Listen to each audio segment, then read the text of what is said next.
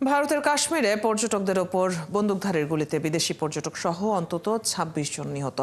হামলার দায় স্বীকার করেছে কাশ্মীর রেজিস্ট্যান্স নামের সন্ত্রাসী গোষ্ঠী। কঠোর ব্যবস্থা নেওয়ার হুঁশিয়ারি প্রধানমন্ত্রী মোদির। শনিবার পোপ ফ্রান্সিসের অন্ত্যেষ্টিক্রিয়ায় যাচ্ছেন মার্কিন প্রেসিডেন্ট ট্রাম্প সহ বিশ্ব নেতারা। গাজায় ইসরায়েলি হামলায় নিহত আরও ৩২ ফিলিস্তিনি। এদিকে গাজায় পোলিও টিকা ঢুকতে দিচ্ছে না ইসরায়েল। ঝুঁকিতে ৬ লাখ শিশু। হামলা আর যুদ্ধের মধ্যেই মধ্যপ্রাচ্য সফরে যাচ্ছেন মার্কিন প্রেসিডেন্ট ডোনাল্ড ট্রাম্প। জানাবো সেই খবরও। বিশ্বের নানা প্রান্তের এমন সব খবর নিয়ে বিশ্বযোগের আজকের আয়োজনে স্বাগত জানাচ্ছি আমি রূপাইয়া তদিতি। ভারতের কাশ্মীরে পর্যটকদের ওপর বন্দুকধারীর গুলিতে বিদেশি পর্যটক সহ অন্তত ২৬ জন নিহত হয়েছেন। আহত হয়েছেন আরও বেশ কয়েকজন। মৃতের সংখ্যা আরও বাড়ার আশঙ্কা করা হচ্ছে। এই হামলার দায় স্বীকার করেছে কাশ্মীর রেজিস্ট্যান্স নামের একটি স্বল্প পরিচিত সন্ত্রাসী গোষ্ঠী। এদিকে হামলার ঘটনায় নিন্দা জানিয়ে কঠোর ব্যবস্থা নেওয়ার হুঁশিয়ারি দিয়েছেন ভারতের প্রধানমন্ত্রী নরেন্দ্র মোদী। আরও জানাচ্ছেন মাহফুজুর রহমান। প্রায় এক বছরের মধ্যে ভারতের কাশ্মীরে আবারও ভয়াবহ হামলার ঘটনা ঘটেছে। মঙ্গলবার কাশ্মীরের আন্তনগর জেলার পেহেলগামে পর্যটকদের লক্ষ্য করে হামলা চালিয়েছে বন্দুকধারীরা। এই ঘটনায় আহতদের সরিয়ে নিতে সেখানে সামরিক হেলিকপ্টার মোতায়েন করা হয়েছে, কারণ ওই এলাকাটি কেবল পায়ে হেঁটে বা ঘোড়া দিয়ে যাওয়া সম্ভব। এরই মধ্যে বেশ কয়েকজনকে উদ্ধার করে ভর্তি করা হয়েছে স্থানীয় হাসপাতালে। তাদের বেশিরভাগই ভারতীয় নাগরিক। ভারতের সংবাদ মাধ্যম বলছে, বেশ কয়েকজন পর্যটক ট্রেকিং করার সময় তাদের উপর হামলা হয়েছে। স্থানীয়রা বলছেন, পর্যটকদের ভিড়ে মিশেছিল বন্দুকধারীরা। এরপর হঠাৎই এলোপাথারি গুলি শুরু করেন তারা। এরই মধ্যে ঘটনাস্থলে পৌঁছেছে সেনা ও পুলিশ। বন্দুকধারীদের খোঁজে তল্লাশি অভিযান চালাচ্ছে তারা। কেন্দ্রীয় স্বরাষ্ট্রমন্ত্রী অমিত শাহ সব সংস্থার সাথে জরুরি নিরাপত্তা বৈঠক করতে শ্রীনগর গেছেন। এ ঘটনার নিন্দা জানিয়েছেন প্রধানমন্ত্রী নরেন্দ্র মোদী। প্রয়োজনীয় ব্যবস্থা নিতে সব পক্ষকে নির্দেশ দিয়েছেন তিনি। পর্যটকদের উপর এমন কাপুরুষোচিত হামলার তীব্র নিন্দা জানিয়েছেন জম্মু কাশ্মীরের সাবেক মুখ্যমন্ত্রী মেহবুবা মুফতিও। প্রয়োজনীয় ব্যবস্থা নেওয়ার আশ্বাস দিয়েছেন স্থানীয় আইন প্রণেতারাও। জম্মু ও কাশ্মীরে আসা পর্যটকদের আমরা অনুরোধ করছি যে তারা আতঙ্কিত হবেন না। এই অঞ্চলে শান্তি রয়েছে এবং সরকারও আমাদের সাথে আছে। এই ঘটনার পুঙ্খানুপুঙ্খ তদন্ত করা হবে এবং আমাদের দৃঢ় এবং ঐক্যবদ্ধ থাকতে হবে। জম্মু কাশ্মীরের আকর্ষণীয় পর্যটন স্থলের মধ্যে জনপ্রিয় পেহেলগাম। প্রতি বছর পেহেলগামে প্রচুর পর্যটক বেড়াতে যান। এর আগে গত বছর জুনে কাশ্মীরে পর্যটকদের উপর হামলার ঘটনায় অন্তত ৯ জন নিহত হয়েছেন। মাহফুজুর রহমান, ৭১। কাশ্মীরে পর্যটকদের ওপর নজিরবিহীন হামলায় শোকের ছায়া নেমে এসেছে ভারত জুড়ে। ক্ষুব্ধ স্থানীয়রা আর স্তম্ভিত পর্যটন প্রেমীরা। আতঙ্ক কাটেনি প্রত্যক্ষদর্শীদের। নিরাপত্তাহীন বোধ করায় ভয়ে দ্রুত কাশ্মীর ছাড়ছেন সেখানে থাকা অন্য পর্যটকরাও। সৃষ্টি ঘটকের প্রতিবেদন। স্বর্গরাজ্য কাশ্মীর ভ্রমণে গিয়ে নারকীয় ঘটনার সাক্ষী হয়েছেন পর্যটকরা। ভয়াবহ সন্ত্রাসী হামলায় মুহূর্তেই বদলে যায় পুরো দৃশ্য। আমি দুজনের উপর গুলি চালাতে দেখেছি। সাথে সাথে মানুষজন ছোটাছুটি শুরু করে। সেখান থেকে আমি ৩ জনকে নিরাপদে সরিয়ে আনতে পেরেছি। ভারতের নাগপুরের বাসিন্দা গোপাল রূপচাঁদ পরিবার নিয়ে ঘুরতে গিয়েছিলেন কাশ্মীরে। জানান নিজের ভয়াবহ অভিজ্ঞতার কথা। আমরা তেমন কিছু দেখতে পারিনি। গুলির শব্দ শুনতে পেয়েই প্রাণপণ পালানো শুরু করি আমরা। হামলার পর থেকেই আতঙ্কে রয়েছেন কাশ্মীরের অন্য পর্যটকরাও। অনেকেই দ্রুত পালিয়ে যাচ্ছেন সেখান থেকে। এদিকে হামলায় নিহতদের প্রতি শোক জানিয়ে মঙ্গলবার মোমবাতি প্রজ্বলন করেছেন জম্মু কাশ্মীরের বারামুল্লাহ এলাকার মানুষজন। যত মানুষ নিহত হয়েছেন তারা সবাই নিরপরাধ পর্যটক। নিহতদের মধ্যে নববিবাহিত দম্পতি ছিল। তারা সবাই শুধু ঘুরতে এসেছিল। এই হামলার মানে কি? এই হামলা অত্যন্ত কাপুরুষোচিত এবং বর্বর। তারা আমাদের অতিথি। এই হামলার কোনো ন্যায্যতা থাকতে পারে না।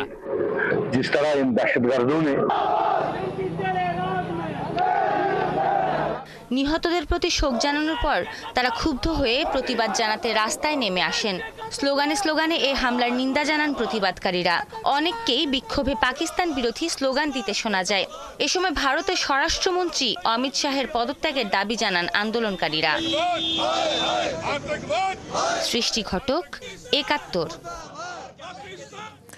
ভারত নিয়ন্ত্রিত জম্মু কাশ্মীরের পাহেলগামে পর্যটকদের লক্ষ্য করে হামলার ঘটনায় শোক জানিয়ে ভারতকে সমর্থনের বার্তা দিয়েছেন যুক্তরাষ্ট্রের প্রেসিডেন্ট ডোনাল্ড ট্রাম্প। মঙ্গলবার ট্রুথ সোশ্যাল মাধ্যমে ট্রাম্প লিখেছেন, কাশ্মীর থেকে পাওয়া খবর খুবই মর্মান্তিক। সন্ত্রাসবাদের বিরুদ্ধে ভারতকে যুক্তরাষ্ট্রের পূর্ণ সমর্থন রয়েছে।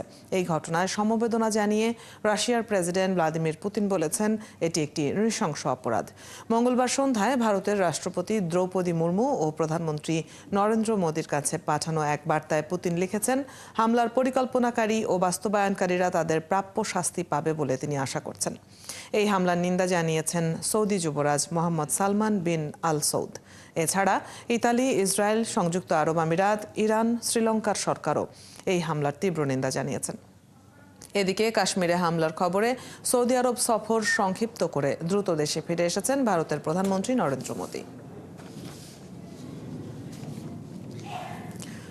চলতি বছরের এপ্রিলের প্রথম 3 সপ্তাহে 1 লাখের বেশি আফগান শরণার্থী পাকিস্তান ছেড়েছেন। পাকিস্তানের স্বরাষ্ট্র মন্ত্রণালয় একথা জানিয়েছে। বসবাসের অনুমতি বাতিলের পর বাধ্য হয়ে পাকিস্তান ছাড়ছেন তারা। এসব আফগানদের সন্ত্রাসী ও অপরাধী আখ্যা দিয়ে পাকিস্তান সরকার 1 এপ্রিল থেকে অভিযান শুরু করে। পাকিস্তানের স্বরাষ্ট্র মন্ত্রণালয় জানিয়েছে, এপ্রিল মাসে 1,529 জন আফগান শরণার্থী নিজ দেশে চলে গেছেন। বিশ্লেষকরা মনে করছেন, তালেবান সরকারের ওপর চাপ তৈরি করতেই পাকিস্তান এই পদক্ষেপ নিয়েছে, কারণ পাকিস্তান সম্প্রতি সীমান্তে হামলা বেড়েছে। এজন্য মূলত তালেবান সরকারকেই দায়ী করছে ইসলামাবাদ। এসব বিষয়ে সমাধানে সম্প্রতি তালেবান নেতাদের সাথে সাক্ষাৎও করেছেন পাকিস্তানের পররাষ্ট্রমন্ত্রী। দেশটিতে প্রায় 40 লাখ আফগান বসবাস করছেন। সরকারের আনুমানিক হিসাব অনুযায়ী তাদের মধ্যে 17 লাখই অনিবন্ধিত।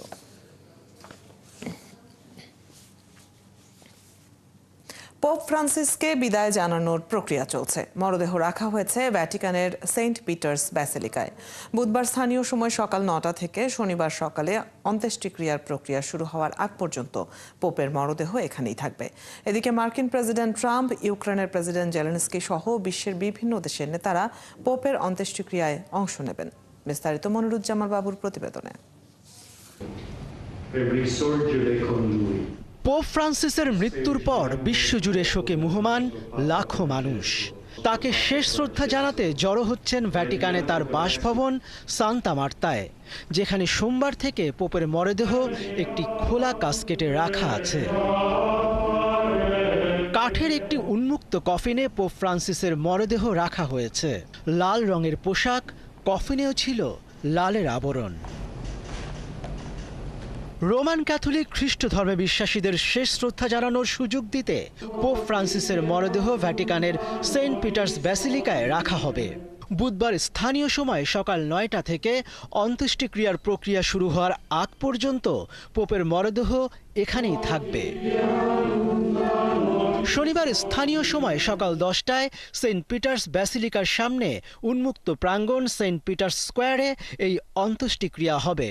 চার্চের সর্বোচ্চ ধর্মীয় ব্যক্তিদের উপস্থিতিতে এই অনুষ্ঠানের নেতৃত্ব দেবেন ক্যাথলিক চার্চের কার্ডিনাল কলেজের ডিন জিওভান্নি বাতিস্তা রে। পোপের মৃত্যুতে 9 দিনব্যাপী শোক পালন করবে ভ্যাটিকান। শেষ ইচ্ছা অনুযায়ী পোপ ফ্রান্সিসকে ভ্যাটিকানের বাইরে রোমের সান্তা মারিয়া ম্যাজিওর ব্যাসিলিকায় সমাধিস্থ করা হবে। রেওয়াজ অনুযায়ী 3টি কফিনের পরিবর্তে একটি সাধারণ কাঠের কফিনে সমাধিস্থ হবেন পোপ ফ্রান্সিস। এরই মধ্যে পোপ ফ্রান্সিসের অন্ত্যেষ্টিক্রিয়ায় উপস্থিত থাকার কথা নিশ্চিত করেছেন যুক্তরাষ্ট্রের প্রেসিডেন্ট ডোনাল্ড ট্রাম্প, ফ্রান্সের প্রেসিডেন্ট ইমানুয়েল ম্যাক্রো, স্পেনের রাজা ষষ্ঠ ফিলিপ, রানী লেতিজিয়া এবং যুক্তরাজ্যের প্রিন্স উইলিয়াম। এদিকে পোপের মৃত্যুর পর ক্যাথলিক চার্চ নতুন পোপ নির্বাচন প্রক্রিয়া শুরু করেছে। পোপের ফিশারম্যান রিং ও সিল ভেঙে দেওয়া হয়েছে, যাতে সেগুলো অন্য কেউ ব্যবহার করতে না পারে। নতুন পোপ নির্বাচন সাধারণত পোপের মৃত্যুর 15 থেকে 20 দিন পর শুরু হয়, অর্থাৎ 6 মের আগে এটি শুরু হওয়ার কথা নয়। মনিরুজ্জামান বাবু, 71। ফিলিস্তিনের অবরুদ্ধ গাজা ভূখণ্ডে ইসরায়েলি হামলায় একদিনে কমপক্ষে আরও 32 ফিলিস্তিনি নিহত হয়েছেন। আহত হয়েছেন আরও অর্ধশতাধিক। এতে করে অবরুদ্ধ এই উপত্যকাটিতে নিহতের মোট সংখ্যা 51,260 ছাড়িয়ে গেছে। গত 18 মার্চ গাজায় নতুন করে ইসরায়েলি হামলা শুরু হওয়ার পর থেকে প্রায় 1900 ফিলিস্তিনি নিহত হয়েছেন। মঙ্গলবার গাজা শহরের আল ডোরা পেডিয়াট্রিক হাসপাতালে হামলা চালিয়েছে ইসরায়েল। একই দিন গাজা সিটির শরণার্থী শিবির হিসেবে ব্যবহৃত একটি স্কুলেও ভয়াবহ বিমান হামলা চালায় তারা। এতে সেখানে আগুন লেগে যায় এবং এক শিশু দগ্ধ হয়ে মারা যায়। একই হামলায় নিহত হন আরও 9 জন। এতে 2023 সালের অক্টোবর থেকে ইসরায়েলের হামলায় ভূখণ্ডটিতে নিহত ফিলিস্তিনির সংখ্যা বেড়ে 51,266 জনে পৌঁছেছে। আহতের সংখ্যা বেড়ে 1,16,991 জনে পৌঁছেছে। এদিকে কাতারের আমির মোহাম্মদ বিন আব্দুল রহমান বিন জসিম আল থানি জানান, দোহা এখনও গাজায় যুদ্ধ বন্ধ করার জন্য দুই পক্ষের মধ্যে মধ্যস্থতার চেষ্টা করে যাচ্ছে।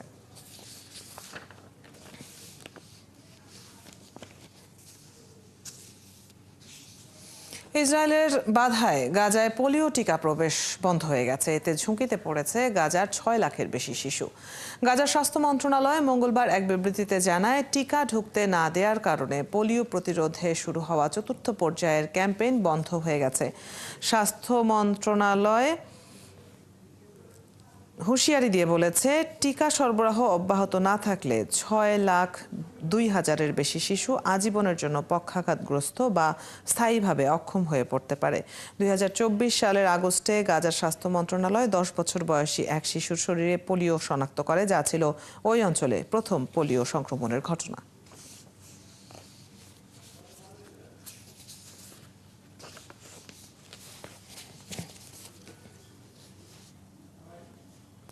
মার্কিন প্রেসিডেন্ট ডোনাল্ড ট্রাম্প আগামী মাসে মধ্যপ্রাচ্য সফরে যাচ্ছেন। তিনি মধ্যপ্রাচ্যের 3টি দেশ সফর করবেন। হোয়াইট হাউসের মুখপাত্র ক্যারোলিন লেভিট এমন ঘোষণা দিয়েছেন। হোয়াইট হাউসে অনুষ্ঠিত প্রেস ব্রিফিংয়ে লেভিট বলেন, ট্রাম্প আগামী 13 থেকে 16 মে পর্যন্ত সৌদি আরব, কাতার ও সংযুক্ত আরব আমিরাত সফর করবেন। একটি সূত্র জানায়, মে মাসে ট্রাম্পের মধ্যপ্রাচ্য সফর নিছক আনুষ্ঠানিকতা নয়, বরং যুক্তরাষ্ট্রের পূর্ব নির্দেশনা। বিশ্লেষকরা বলছেন, এই সফরের বড় দিক হচ্ছে ইরান বিরোধী অবস্থানকে পাকাপোক্ত করা। রাশিয়ার চালানো ড্রোন হামলায় ইউক্রেনের ওডেসা অঞ্চলে 2 জন বেসামরিক নাগরিক আহত হয়েছেন। চিকিৎসার জন্য তাদেরকে হাসপাতালে নেওয়া হয়েছে। এই হামলায় বেশ কয়েকটি বাড়িঘর ও রাস্তাঘাট ক্ষতিগ্রস্ত হয় এবং বেশ কিছু অবকাঠামোতে আগুন ধরে যায়। মঙ্গলবার ইউক্রেনের খার্কিভ অঞ্চলেও হামলা চালায় রুশ সেনারা। সেখানে একটি তেলের গুদামে আগুন লেগে যায়। মুহূর্তেই আগুন ছড়িয়ে পড়ে বেসামরিকদের বাড়িঘরে। খবর পেয়ে দ্রুত ঘটনাস্থলে ছুটে যায় ইউক্রেনের জরুরি সহায়তাকারী দলের সদস্যরা। তবে এসব হামলার ঘটনায় কেউ নিহত হওয়ার খবর পাওয়া যায়নি। ইউক্রেনের প্রেসিডেন্ট ভলোদিমির জেলেনস্কির সাথে সরাসরি আলোচনার ইঙ্গিত দিয়েছেন রাশিয়ার প্রেসিডেন্ট ভ্লাদিমির পুতিন। দেশটির রাষ্ট্রীয় টেলিভিশনে দেওয়া সাক্ষাৎকারে একথা বলেন তিনি। পুতিন বলেছেন, যে কোনো শান্তি উদ্যোগের প্রতি ইতিবাচক দৃষ্টিভঙ্গি রয়েছে তার এবং আশা করেন কিয়েভও একই অনুভূতি প্রকাশ করবে। পরে রাশিয়ার প্রেসিডেন্টের মুখপাত্র দিমিত্রি পেসকভ বলেন, পুতিন সরাসরি আলোচনা করতে চান, এটা ঠিক, তবে তার অর্থ এই নয় দেশটির বেসামরিক নিশানায় হামলা চালানো বন্ধ করা হবে। প্রেসিডেন্ট বলেছেন, বেসামরিক নিশানায় হামলা না চালানোর বিষয়েও আলোচনা সম্ভব। এটা দ্বিপক্ষীয়ভাবে হতে পারে। এ বিষয়ে মন্তব্য নিয়ে সরাসরি কোনো মন্তব্য করেননি জেলেনস্কি। তবে তিনি বলেন, ইউক্রেন যে কোনো ধরনের আলোচনার জন্য প্রস্তুত, কিন্তু তাতে বেসামরিক মানুষের নিরাপত্তার নিশ্চয়তা থাকতে হবে। 2026 সালের দ্বিতীয় প্রান্তিকের মধ্যেই স্বর্ণের দাম ছাড়িয়ে যেতে পারে আউন্স প্রতি $4,000। এমনই পূর্বাভাস দিয়েছে বিশ্বখ্যাত মার্কিন বিনিয়োগ ব্যাংক জেপি মর্গান। সংস্থাটি বলছে, চলতি বছর প্রতি প্রান্তিকে গড় স্বর্ণ চাহিদা থাকতে পারে প্রায় 710 টন, যা দামের ঊর্ধ্বমুখী ধারা বজায় রাখতে সহায়ক।